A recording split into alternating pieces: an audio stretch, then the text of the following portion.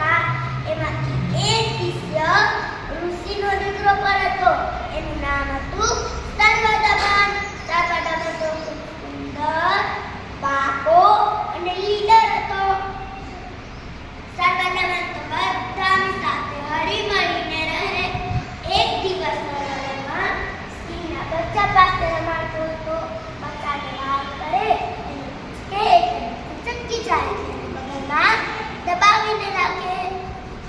આ બધું જોઈને બચ્ચાની માસીઓ તો એકદમ ગુસ્સે થઈને જોતી હતી કે મારા બચ્ચાને અવળું બગલમાં કોણ દબાવીને રાખે છે?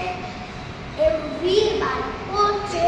તો સર્વદમન તેના પાસે ગયો અને કીધું, ખોલ તારું મોઢું, હું તારા દાંત પર ભરી દઉં, તારાથી પણ નથી પીતો.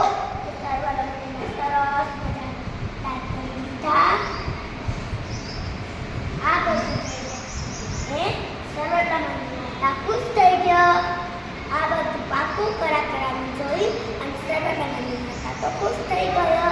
સર્વદમન તેની માતા પાસે ગયો અને વિનંતી કર્યો. આ બધું સર્વદમન પાકો એક બાળક હતો. તમને પણ વાર્તા, ગીત અને રમતનું શિક્ષણ